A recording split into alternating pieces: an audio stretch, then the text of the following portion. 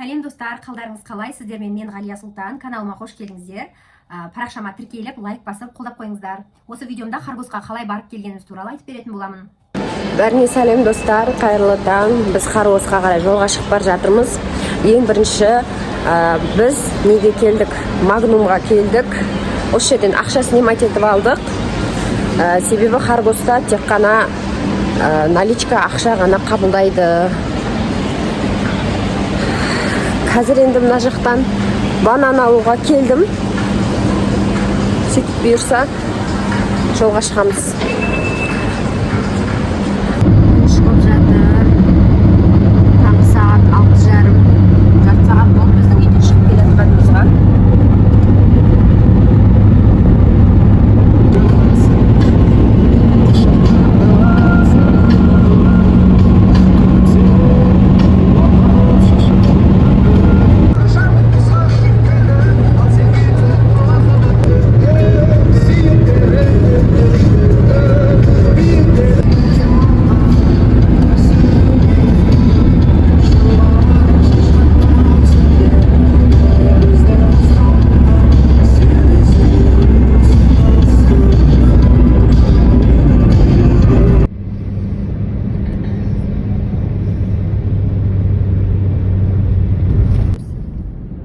Газды басып 80 ұстап отырсай. Бұйырса 9 километрден кейін біз Қарғосқа жетеміз. Достар, біз аман-есен шекараға келдік. Мына жақтың бәрі толған машина. Орын жоқ қой, машина қоятын орын жоқ. Мына қаран аяқтың бәрі полный. Толып тұр. Мәссаған. Вообще ерте келу керек па деп қалдым ғой. Біз Қарғосқа аман-есен келдік. Машина деген өте көп. Бүткіл Алматы осы жақта жүрген сияқты ғой. Алматы емес, нағара. Бүткіл Қазақстанның әр қаласы. Қазақстанның әр қаласы.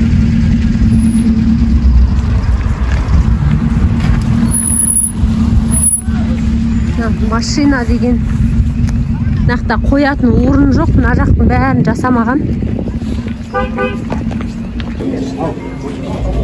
VIP-пен кіретін болсаң 7000 теңге деп жазылып тұр. Наумен кіретін болсаң обычный 3000 теңге. VIP деген 7000 теңге. Достар, Қарғостағы жағдай осындай. Адам өте көп, очередте. Енді бүгін нешесі? Қазан айының 18-ші күні. Көктем, күз мезгілінде адам осындай көп. Бір қаланың адамдары бар ғой, целый бір қаланың адамдары бар сияқты. Аман-есен кіреміз енді қазір. Ақшасын төледік. Мына есіктерден кіреміз бұйырса. Қайта балалардікі бөлек мына жерде екен. Бірыңғай балалар осы жерден кіреді екен. Марғұлан әкесімен осы жерден кіруге кетті. Достар, адам өте көп.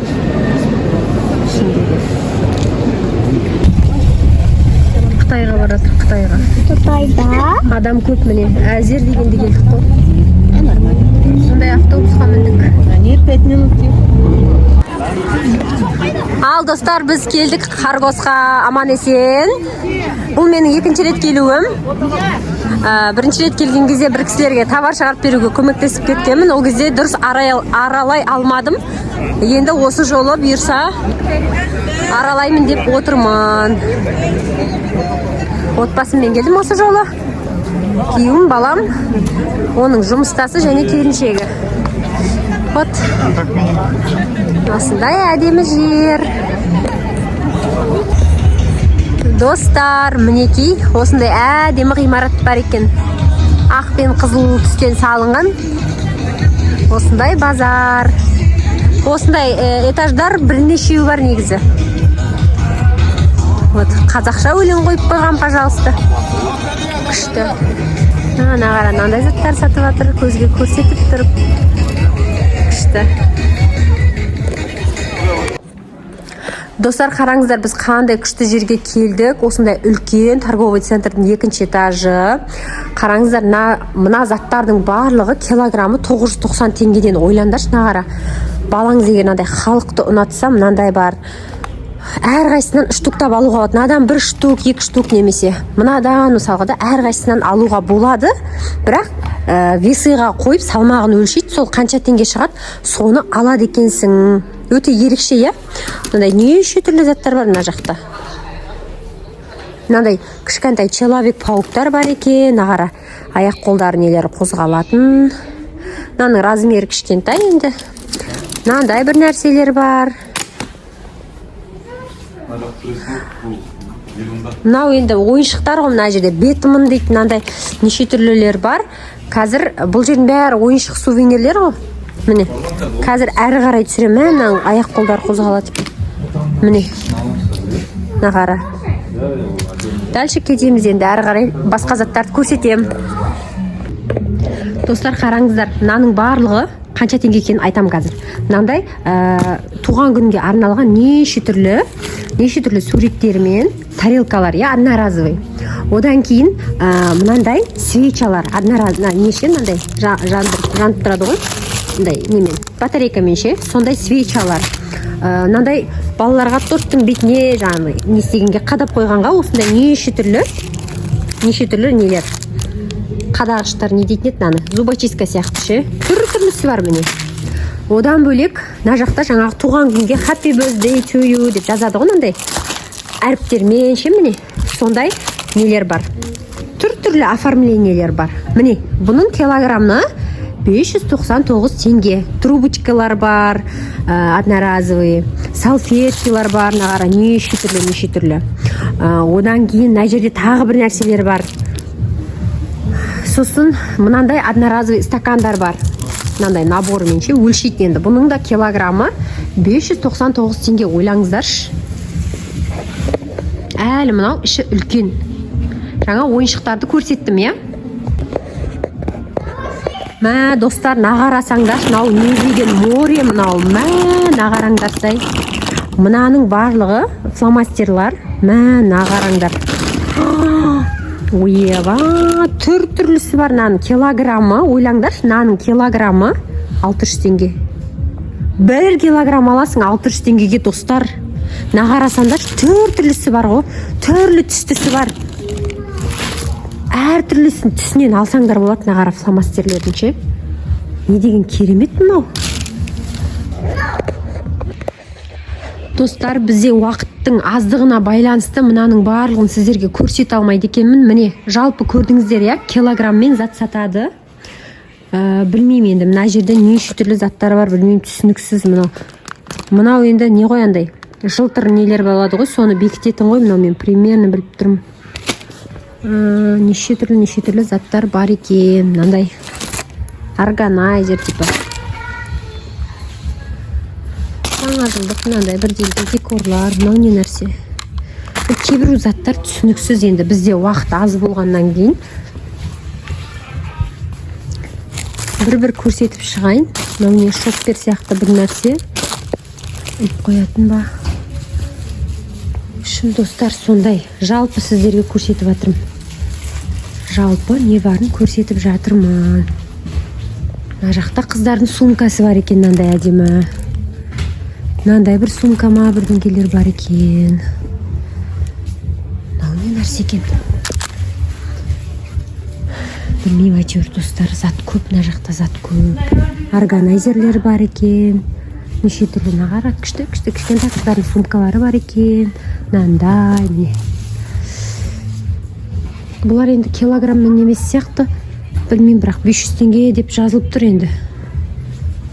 Жаңа жылдық тауарлар бар. Бұл жердің бір минусын айтайын, достар. Бір минусы қараңғы екен мына жер. Бұларға өте жарық шам керек екен. Мына светтері славы. Мындай ше, іздегенге де қарағанға да андай немес ше, жақсы емес. Мындай бір щеткалар тұр. Кеттік. Достар, мына қатарда 1299 теңгелік заттар. Әр түрлі заттар бар. Мынандай косметичка бар екен. Мынандай карандаш салып қоятын бар екен. Мынау не нәрсе? Білмеймін, әйтеуір заттар көп мына жерде ше. Мынау мұз қатыратын ғой, ә? Сондай ау деймін. су құясың да морозильникке, мұзды қатырасың, сондай мынандай бірдеңкелер, в общем, килограммы сондай теңге. Жаңа көрсеттім ғой. Мындай шоппер ма, бірдемелер бар, пакетиктер бар екен. Мындай. В общем, мынаның бәрі 1300 теңге килограммы. 1300 теңге. Марғұлан, Айданға қараш.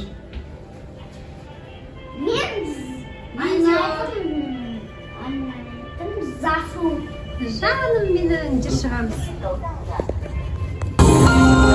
Достарына қараңдар, 2000 теңге килограммы. Килограммы шығар, енді қытайша жазып қойыпты, білмеймін. Штучно или 300 теңге дейтін қараңдар, баға көргенсіңдер ма? Пожалуйста, 300 теңге алыңдар ал. Не деген баға мынау?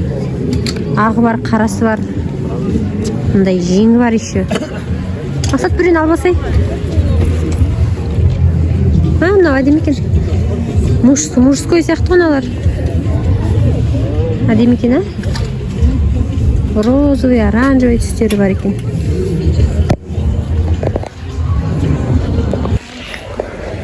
Достар, біз мына жақта Адидастың магазиніне келдік қой, ойландар. Кәдімгі Адидас, Nike. 48 размер аяқ киімдер бар ма?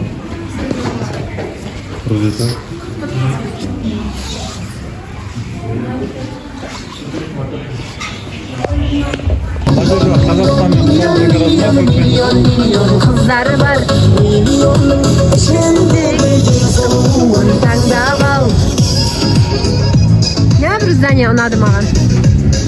Қазір бұйырса уақыт болса көреміз.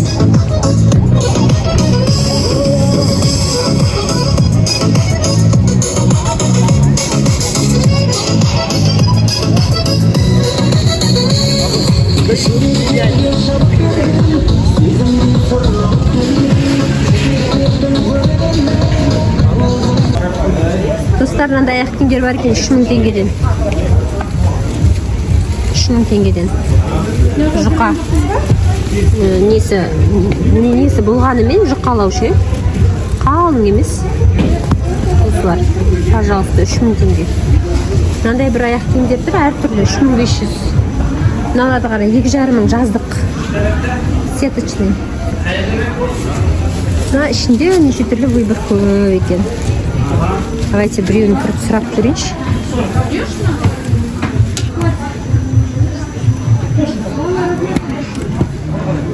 Качествосы нормально. Адам көп бірақ. Достар, мынандай сумка көріп тұрмын. Ерекше екен, әдемі ше. Мындай золото түсті, алтын түсті нелермен, принттермен. Осындай брелогы бар қасында. Осындай варианты бар, кішкентай, анау артқысы үлкендеу. И мынандай варианты бар екен. И мынандай түрлері бар, дөңгелек. Мынаның бағасы 16.000 теңге. Кожный дейді. Ал, Марғұлан, қазір. Мына жерде бірыңғай кожный сумкалар сатылады екен. Вау, бірінен бір өтеді, өте әдемі. Өте әдемі. Сапалары көрініп тұр, бағасын сұрайық. Аға, мынау қанша тұрады? Аналар болатын жері 5,5. 5,5? Әдемі екен. Учи.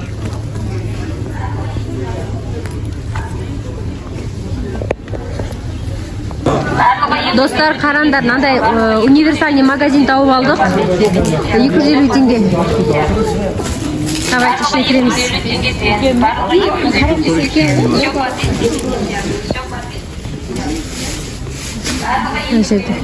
Неше түрлі косметикалар бар екен. Вау, ыдыс аяқтар бар екен. Міне пластик бар. Нан салып қоятын.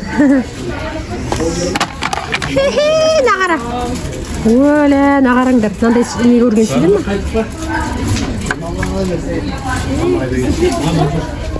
Маманың айтқан. Достар, жаңағы барлығы 250 теңгеде, нан бәрі 250 теңге. Ароматизатор неше түрлі түстері бар, бірақ мынаның иісі ұнап тұрған жоқ, дешевый. Бірден иісі ұзаққа тұрмайтын сияқты. Мынандай капсулалар бар екен. Мынандай ароматизаторлар бар екен. Ашылған түрі иіскеп көруге болады.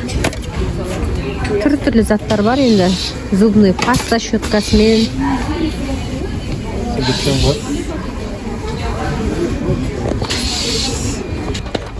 Келесі мынандайлар бар екен. Тіске арналған нитка, жіптер.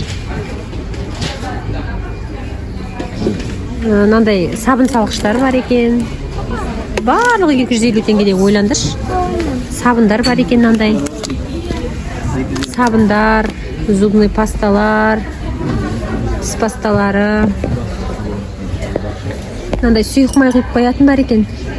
Мынаны сенбей тұрмын, 250 теңге тұра ма өзі? Мыналар білмеймін не нәрсе екенін. Мусор пакеттері бар екен. Нағара түр-түрлісімен бар екен мусор пакеттер. Әртүрлі үлкені, кішісі. Мусор пакет алуға болады екен, не мақсат нағара? Мынау нелер? Стакан одноразовый. Не ғой, сұйық май құятын. Мынандай пластик посудалардың неше түрлісі бар. Воронкалар бар екен, осындай. Мынандай әртүрлі размерімен де бар екен. Әртүрлі заттар бар. Мындай пластиковый ыдыстар бар. Бәрі пластик. Мына жерде ыдыс жууға арналған әртүрлі заттар бар екен. Мынандай губканың, темір, мынандай қырғыштың түрлісі бар екен. Мінекей, түрлісі бар. 250 теңгеден барлығы. Мынандай зубный паста щетка салып қоятын ыдыстар бар екен, түрлісі. Мынандай. Я, аламыз ғой қазір.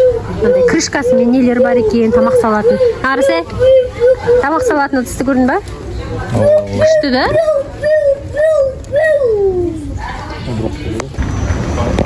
Достар, біз қазір 5-ші этажда жүрміз. Мынандай экскалатормен көтерілдік. 5-ші этажда бірыңғай балалар киімі.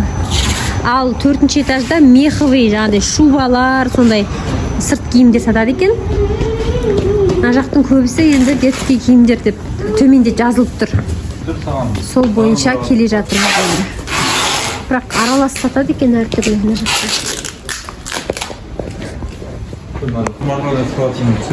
Осы 5-ші этажда детский киімдерден бөлек мына жақта үлкен асханасы бар. Міне. Көрсете салайын, я? Міне. Ұйғыр лағманы деп.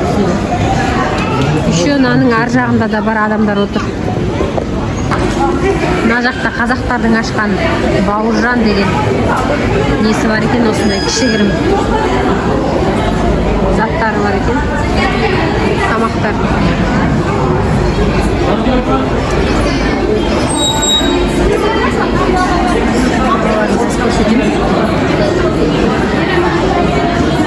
Марғұлан, кеттік.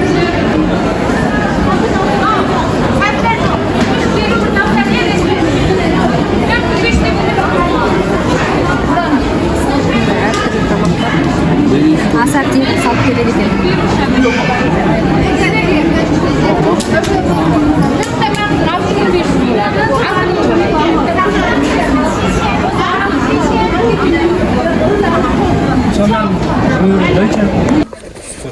Біз мынандай үлкен магазинге келдік. Бар машина. Неше түрлі ойыншықтар бар ол жақта. Ананың бәрі машина бар. Нағара Марғұлан, экскаватор бар екен нағара. Үлкен. Нағара Марғұлан. Экскаватор нағара, неше түрлі машиналар бар екен.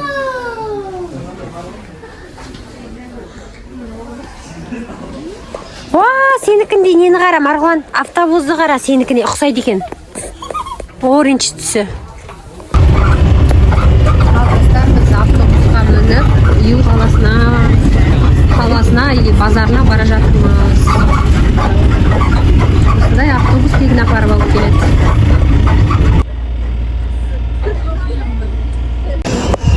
Ал достар, біз мына автобустан түсіп Иуға келдік. Иу деген біз андай городок па десек, жоқ, мынандай торговый центр екен ғой. Осындай 5 этаждан тұрады, еще мына подвалы бар. Сонда 6 этаж ба, неше этаж болып кетті, мынау 7 этаж ба, сондай бір нәрсе. Осындай үлкен екен. ерекше. Давайте көреміз енді не сататынын. Ал достар, нағарандар кішкентай машиналарды сүйкімді екен, мына жақта машиналар бар.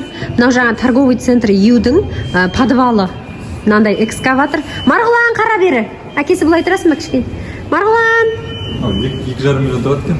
2,5 миллион. Детский сияқты екен, шын экскаватор бірақ. Фотоға түсіріп баламыз.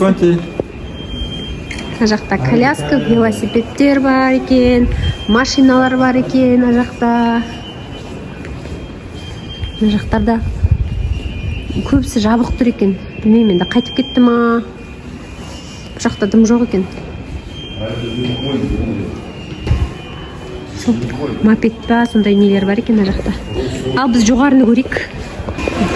Достар, біз жаңа мына жерден келдік қой, мен мына жерде тұрып видео түсірдім ғой жоғарыны. Енді мынау бірінші этажына келе жатырмыз да. Мына қарасаңыздаршы, мынаның ұзындығын. Мына коридор. Бұндайдың еще мына жақтарда да бар, жоғарыда бар еще. Қазір енді көретін боламыз.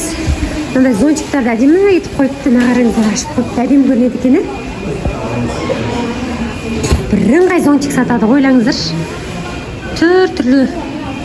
Детский да бар, взрослый да бар. Давайте ал біз кеттік көруге. Мынау торговый центр Юдың ішінде мынандай медициналық заттар бар екен, жаңағы медицинаға большая аптека деп аталады екен. Әртүрлі мынақта аптека, дәрі-дәрмек сатады. Мына жақтарда да сондай әртүрлі заттар бар екен.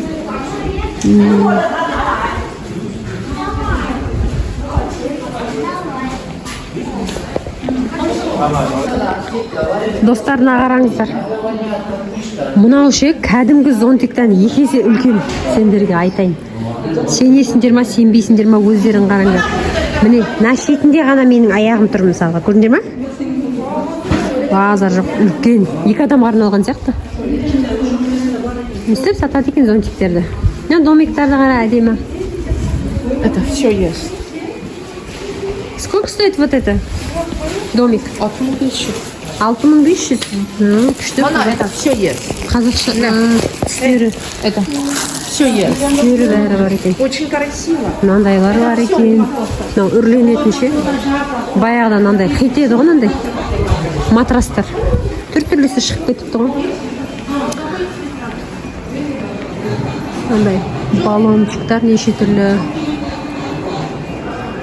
Мынақта рыбалканың заттары бар екен. Балық аулауға, қайық па, неше түрлі палаткалар.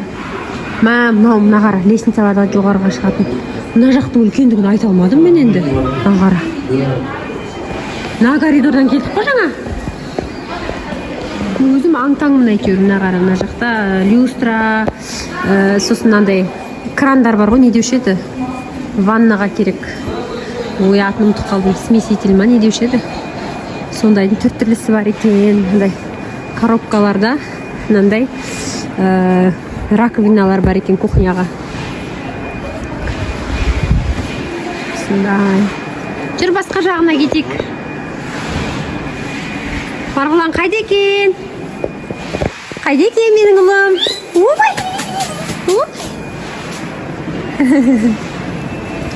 Кеттік жерінде. Біздің Қазақстанның уақыты түскі сағат 2 болып атса, Қытайда сағат 5 болып атыр. Мына жақ деген жауып кеткен ба, білмеймін. Тым немес қой. Мына ряд бар, ана ряд бар, бәрінде адам жоқ. Ақса тағы да көтерілейік жоғары қарай. Лифт дегендер жоқ па? Ана жақта қалып қойды ғой. Иә, көрдім. Мына жақтың көбісі пустой екен ғой, иә? Ой, мен бір зат көп екен деп ойласам мен. Білмеймін, неге адамдар жоқ, бәрі өткізіп кеткен, түсінбедім. Ай, жаным, менің ұлым жүгіріп баратыр. Лифтті басуға.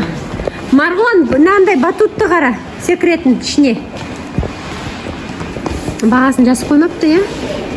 Мына жақтарда ғана 1-2 бутик істеп жатыр, болды. Мына жақтарда да бар екен. Біз мына Юдың 3-ші этажындамыз. Мынандай 2000 теңгелік жеңізін замокпен Бірінші аралап әртүрлі киімдер бар. Өлә, мақсат мынау 1500 теңге тұра ма? Мен Алматыдан 4000 қалдым ғой. Типа осындайды жазда киетінді. 1500 теңге тұрады яқты. Жазда киетінші. Өлә, мынам бәрі 1500 теңге тұра ма,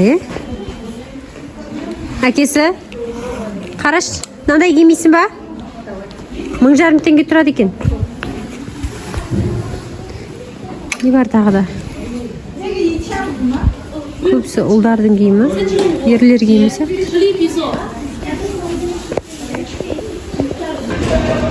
Мына үйдің мына этаждары шамалы тірілеу екен, басқа жақтары өліп қалған, тым жабық көбісі. Мына жерлері ашық. Сосын осындай ортаның екіншісі бар, ана коридордың басынан ар жағына өткен кезде ол жақ мына жағының бәрінде бос. Мына жерде әйтеуір нелер бар, кішкене болсын. Выборлар бар.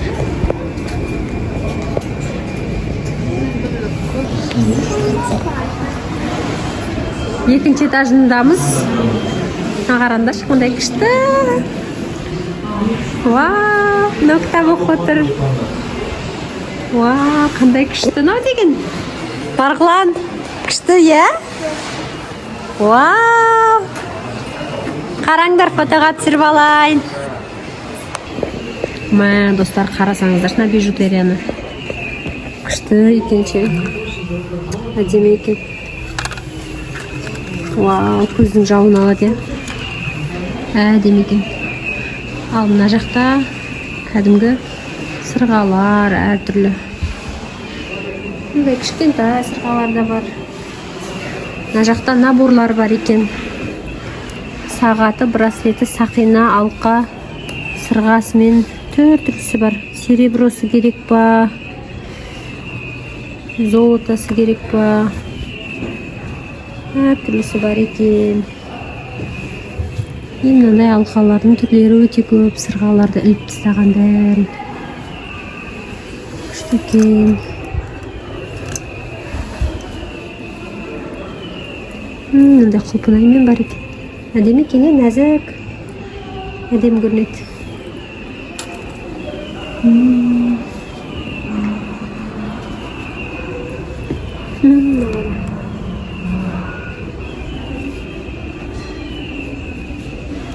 Түрлері өте көп екен. Үлкен магазин. Мына жақта броштар бар.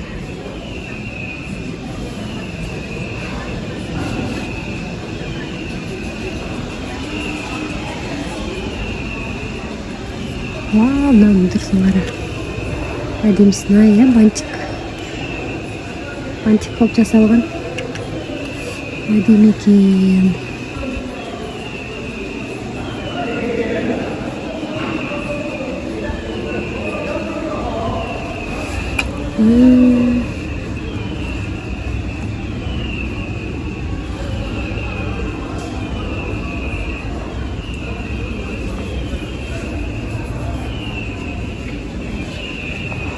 Жақта майда-шүйда заттар ма? Мынандай жүргенде теңяқпен аға.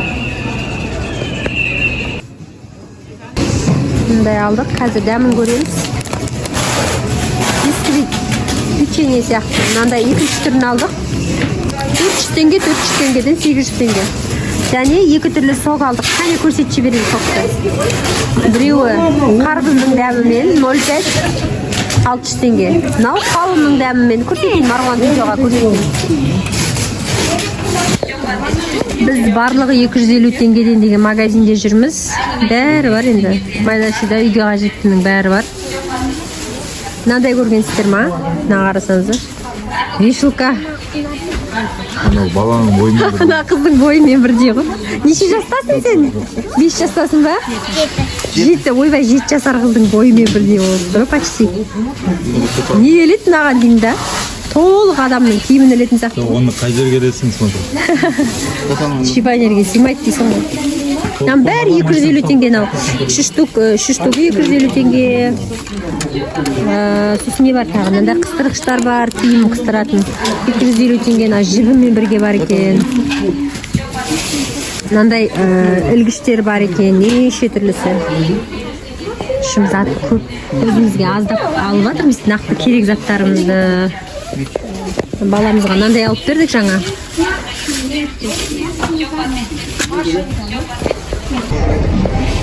Мынау лабубулар 1000 теңгеден екен. Түрі жаман, осыны бәр қалай қызығып жақсы көреді. Лабубу деп. Мынау скетч дей ма, не дейді еді, сондай бір нәрселер.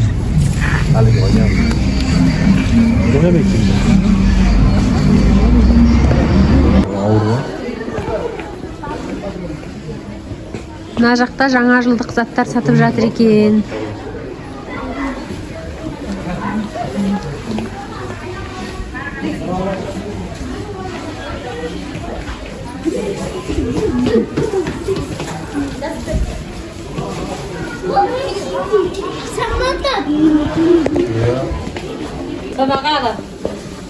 Какой? Это Көрсетші марғуан қайсы екен? Тура марғуандікінде тұр ғой мына жерде. 7500. Ау? 7. 7? Ойбай. Сен 8-ді алып пең?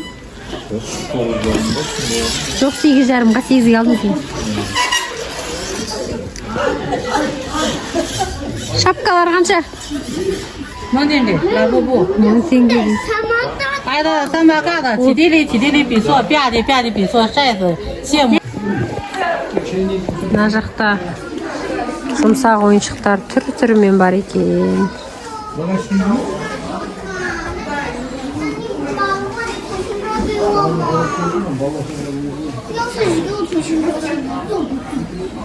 Стекло қаншадан істейді екен? iPhone стекло қаншадан? iPhone 11. Сендер қымбат екенсіңдер, ә? Алматыда деген барахолкада 1000 теңге ғой. Әлде қымбат айтасыздар ма? Нені? Қарғосқа келетін болсаңыздар, таза паспорт деп бәрі іздеп жүреді. Удостоверениені таза паспорт дейді да, товар шығарып бересің, мынандай қылып, міне. Адамдардың товарын шығарып бересің да, соған ақша аласың. Негізі айына бір рет келіп солай жасауға болады. Жаңа базар жабылып жатыр да. Соған орай бір кісі бәрі 18 мыңнан дейді, бірақ маған 20 мыңға істеп берді. Плюстамын, достар. Достар, Алматы уақытымен, яғни Қазақстанның уақытымен сағат 5-тен 15 кетті. Ал Қарғостың сағаты бойынша, Қытай сағаты бойынша 8-ден 15 кетті. Айырмашылығы 3 сағат. Бұл жақтың торговый центрлері сағат 9-да жабылады екен. Көп магазиндер жауып кетіп жатыр. Сол енді бұйырса біз үйімізге қайтайын деп жатырмыз. Негізі мен түсінбеймін. Бір түсінбейтін нәрсе бар да, мынау Қытайлар свет экономдай ма бірдеңе білмеймін. Мына светтер тұр, жанбай. Ана светтің бәрі тұр, жанбай. Мынау тұр, шамдар, бірақ ше, жанбай тұр. Біз мына жерге фотоға түсе қояйық деп едік. Қап-қараңғы болып кетті ғой. Мына жерде Чайна деген бар, и ар жағында Қазақстан деген бар. Қараңғы болып кетті. Мынау Қарғостағы бардак, масқара мынау деген, адамдар деген қырылып жатыр. Осы неге реттемейді екен, а? Мына жақтан заттарды адамдар ала алмай жатыр, күтіп тұр міне, қанша адам. Мынандай заттар келеді, кейбір адамдар келеді, мына қара. Кейбірінікі келмейді, ар жағында үйіліп тұр, қазір көрсетем.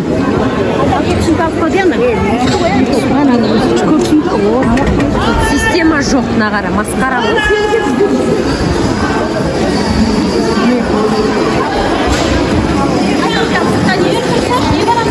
Достар, Қарғостан шықтық. Бағанағы машиналар жоқ қой, мына жердің бәрі бос қона, қарасаңыздаршы. Бос. Бәрі қайтып кеткен үйлеріне. Біз келе жатырғанда машинаға қарай. Ой. Ал достар, Қарғостан аман есен қайтып бара жатырмыз. Жаңа шықтық. Жолдың бәрі қараңғы, Қытайлар қатты экономдайды екен. Бірақ қазір Қазақстан болмайды.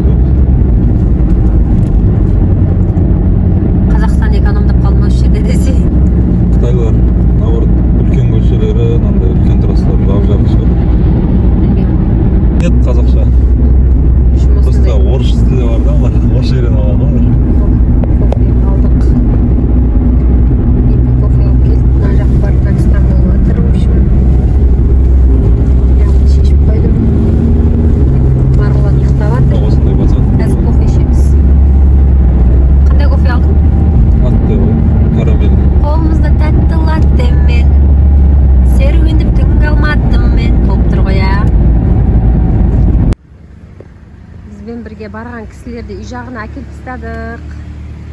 Қайтып бара жатыр, енді біз үйге қайтамыз. Өзіңізге бісмилlah. Достар, біз жаңа түнгі 11-де үйімізге келдік. Осындай шаршаған түрмен сіздерге қандай заттар алғанымды көрсетейін. Осындай 2 пакет, қазір ішін ашып көрсетемін. Давайте кеттік. Бірінші мен мынандай лапша алдым. Енді кейбіреулердің бағаларын білмеймін, но кейбіреулерін білемін, я барынша айтып беремін. Мынандай лапша алдым. Мынау осындай объемы үлкен, көлемі. Бұны жаңағыдай тауға неге кетесің ғой, пикник жасап, сондай кезде ішуге болатын не ғой. Осындай алғым келіп алдым. Просто салқын суды ішіне құясыздар, сосын қақпағын жауып қоясыздар, өздігінен қайнайды, сөйтіп дайын болады лапша. Мұздай суды құя саласында өздігінен қайнайды. Бұрында алғым келіп жүрген, негізі бүгін сәті түсті. 1000 теңгеге алдым. Келесі мынандай сок қарбыздың дәмімен 600 теңге тұрады. Және екінші қауынның дәмімен бұл да 600 теңге тұрады. Екеуін бірге 1200 теңгеге алдық.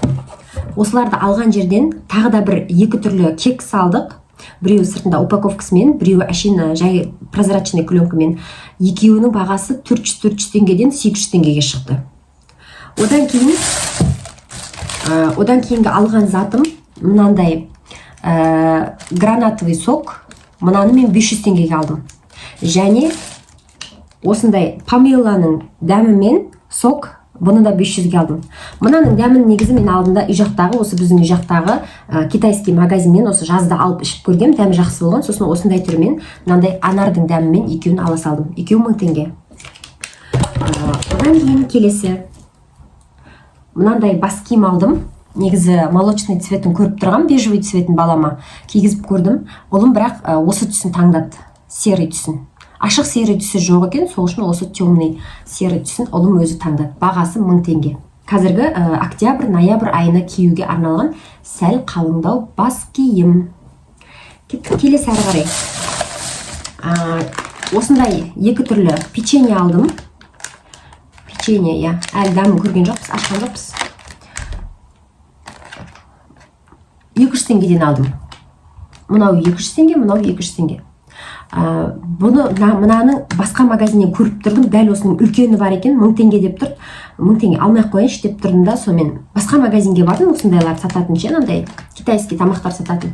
Сомен 200 теңгеден көріп қалдым, 2 түрлі дәмімен болғасын, екеуін де ала салдым. Келесі мынандай лапша алдым өзіме. Лапшаларды ұнатам ше. Андасында бір жегім келеді ғой. Бар болған 250 теңге, достар. Білесіздер ғой, андай үлкен, андай көлемді лапшалар негізі. Бізде білесіздер ма? 500-600 теңгеден сатылады ғой. Мынаны 250 теңге екен. Ащы емес екен, мынау сырный дәмімен ше, сырты сары. 250 теңге. Келесі сол магазиннен дубайский шоколад алдым. Білмеймін енді, дәмін көреміз бұйырса. Бұның бағасы 1000 теңге. Міне, көлемі осындай. Міне. Шағын енді кішкентайлау 1000 теңгеге алдым. Келесі мынандай китайский сағыздар алдым. Мынау қарбыздың дәмімен иісі шығып тұр, әдемі шығып тұр иісі. Қарбыздың дәмімен, мынау білмеймін, мынау сырты фиолетовый. Бұлар 100 теңгеден. Ойлаңыздаршы, мынау 100 теңге, мынау 100 теңге. Басқа да түрлері болды, алған жоқ, мен де осы екеуін ғана ала салдым, дәмін көрейін деп. Сосын сдачаға бір, білмеймін, мына заттар негізі алдым енді, сол кезде 1500 теңге болды деп, мынаны білмеймін неше теңге екенін, әйтеуір қоса салды осыны. Сдачаға ше, енді тиынға. Осылай чупа-чупс. Одан кейін біз барлығы 250 теңге деген бір магазинге бардық. Ол жерден қандай заттар алғанымды көрсетейін. Үйге керекті деген заттарды алдық енді. Осындай 80 штук влажный салфетка, 80 штук влажный салфетка 250 теңге. Иісін де білмеймін, несін де білмеймін. Қолданып көрген жоқпын, бірінші рет қолданамыз. 250 теңге. Ой. Құлақ тазалауға арналған ухачистка 250 теңге. Неше штук мына жерде, қазір айтам, 300 штук дейді. 300, я, 300 деп жазылып тұр. 300 штук. Келесі тіс тазалауға арналған мынандай ниткалар. Бұның ішінде 50 штугы бар екен. Келесі мынандай не? Жазды күні мынандай хит болды ғой, мынандай футболка киесінде мына жерін қолын күнге күйіп кетпес үшін нарукавник дейді ғой, сондай ғой. Мен бұны күйеуіме бір рет Алтын Ордадан 1000 теңгеге алып бергенмін ғой. Өзіме алмағанмын сол кезде, күйеуіме алып берейінші деп алып бергенмін. Ол енді машина айдайды ғой деп, рөлде отырады, күннің көзінен кішкене не болсын деп ше. Сол үшін алып бергем. Енді мынаны бүгін өзіме бар жоғы 250 теңгеге алдым. Қазір ашып көрейін деп аша алмай жатырмын.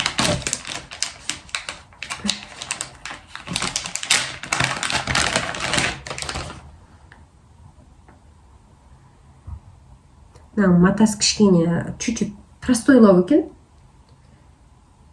Сондай. Синтетика енді совсем нашарлау екен. Менің алғаным качествосы жақсы болған мақсатқа алғаным ше. Келесі 250 теңгеге алған затым ол мынандай освежитель ма, ароматизатор ма, не деп айтады өзі білмеймін, короче. Унитаздың мынандай бачогы бар ғой, кәдімгі су тұратын. Соған мынаның бір штугын салып қоясың. Сөйтіп анау еріп, сөйтіп не істейді да? Еріп тұрады да, сосын су жіберген сайын андай көк түсті болып су ағады да, андай иіспен ше, короче. Жақсы иіс шығарып тұрады, в общем. Бірінші рет алып жатырмын бұны, 1 штук алып көрейік дедік.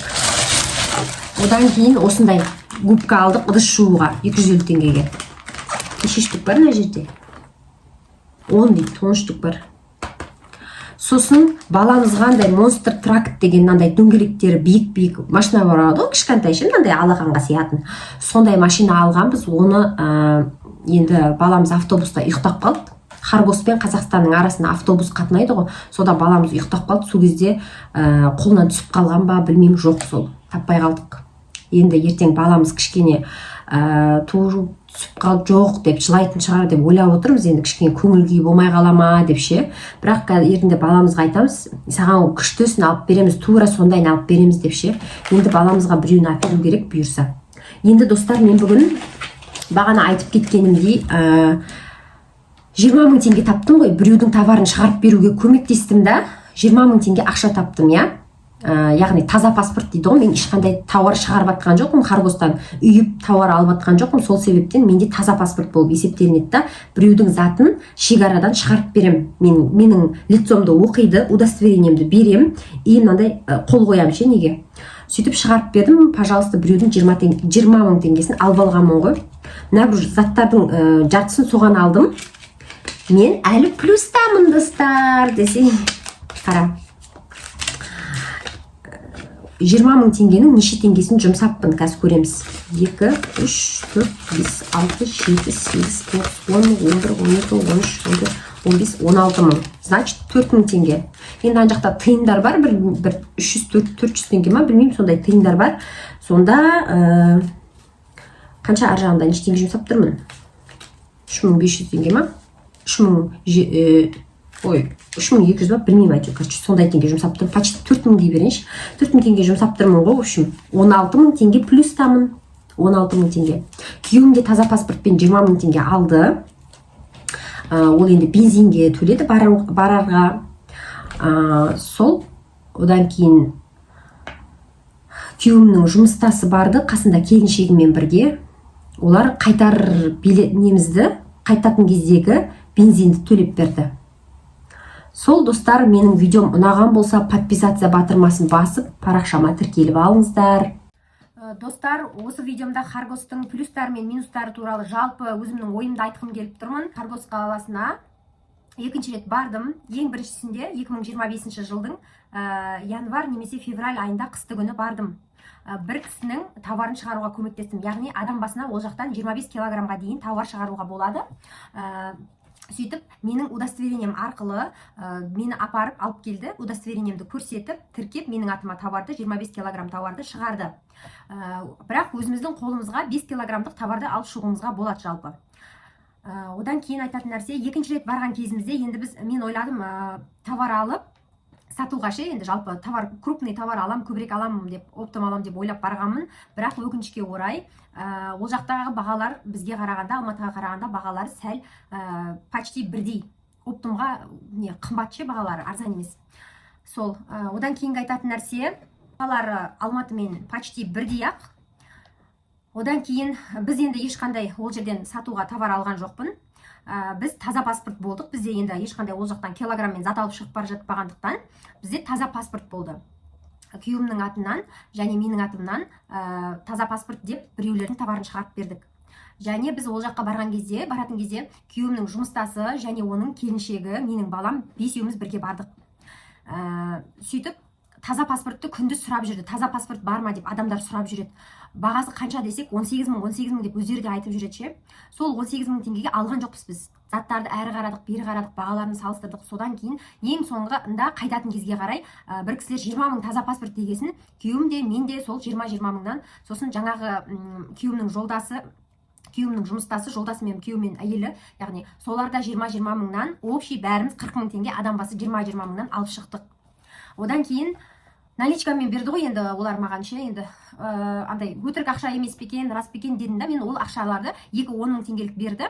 Оны апардым да, бір 10 мың теңгені бір магазинге, екінші 10 мыңды екінші магазинге әртүрлі заттар алдым. Жаңа көрсеттім ғой осы видеомда. Одан кейін солай таза паспортпен негізі шығатын болсаңыздар, ол жақтан крупный товар алмай шығайын деп, қайтайын деп жатқан кездеріңізде солай жасасаңыздар болады. Бір кісілердің товарын шығарып бересіздер, удостоверениеңізді тіркейді, түріңізді фотоға түсіреді, сосын қол қоясыз, болды. Сөйтіп біреудің товарын шығарып бересіз. Сөйтіп ақшасын ақша алсаңыз болады, таза паспорт арқылы. Сосын бұл жақта тағы бір айтатын нәрсе, негізі жаңа таза паспортты қайтатын кезге қарай, затыңыздың көлеміне қарай, мысалы сізде аз ғана зат па, солай таза паспортпен біреудің затын шығарып берсеңіз болады. Зато плюс та боласыз да, ақшаңызды аласыз. Одан кейінгі айтатын нәрсе, шубаны арзан андай эко-кожа деп айтады, эко-шуба деп айтады ғой, андай оригинал емес, простой шубаларды сатады. Мен шуба өзім қараған жоқпын, жаңағы қасымыздағы кісілер 2 штугын алыпты. Негізі ол жерден адам басына тек бір шубадан ғана алып шығуға болады екен. Одан кейінгі нәрсе барлығын тексереді. Одан кейін егер де сіз баламен барсаңыз, негізі мен басында білмей қалдық, біз білмей қалдық. Әкесі мен баласы өтті, балаларға тегін екен, білмеймін неше жасқа дейін тегін екен, ұмытып қалдым. Әкесі мен баласы өтті, әрі қарай взрослыйларға, үлкендерге 3 мың теңге, жаңағыдай немен VIP деген не бар ғой, сатып алатын болсаң, VIP-пен тез кіріп кетесің да, ол 7 мың теңге тұрады. Сонымен әкесі мен баласы әрі қарай өтіп кетті. Мен болсам ұзын сонар очередте тұрмын. Сөйтсем, әкесі мен мамасы, папасы, баласы мысалы бір семья болып кеп тұр ма, солар бірге әрі қарай өтіп кетеді екен. Жаңа балалардың кіретін есігі бөлек екен. Оны басында білмей қалдық. Сосын барып артынан айттым. Біраз тұрдым очередте. Мен баламмен күйеуім ана жаққа өтіп кетті. Мен қашан өтемін, маған өтуге бола ма? Без очереди өткізесіз ба деп айтсам, олар айтады, енді сіздер бірге жүрулеріңіз керек қой дейді. Біз оны білмей қалдық. Бірақ қайтатын кезде солай бірге өтіп жатыр едік. Жаңағыдай бір кісілер, жаңағыдай сол жердегі жаңағыдай военный киініп алатын кісілер ше, солар айтты типа, ойбай, анау мынау болмайды деген сияқты қылып тұр да. Баласы мен әкесі өтсін, сізге очередке тұрыңыз дейді да. Мен сон балам ұйықтап жатыр. Мен сонда тұрам ба? Солар бала мені күтіп ана жақта тұра ма деймін да. Сондай ситуация. Так что сіздер баламен баратын болсаңыздар, бұл жердің плюсы мынандай суреті тұрады да, колясканың сондай. Сол есікке қарай барасыздар. Мына ұзын сонар очередте баламен тұрып күтудің қажеті жоқ. Айтпақшы достар, баламен барған кезде баланың туу туралы куәлігі сіздердің қастарыңызда болуы керек. Себебі ол баланың документі дәлелдей аласыз да, мынау менің балам міне документі деген сияқты. Яғни өзіңізді де балаңызды да әрбір шекарадан өтетін кезде, Қазақстаннан шығатын кезде фотоға түсіреді түріңізді, сосын удостоверениеңізді береді жаңағыдай. Көреді, неге тіркейді, енгізеді базаға.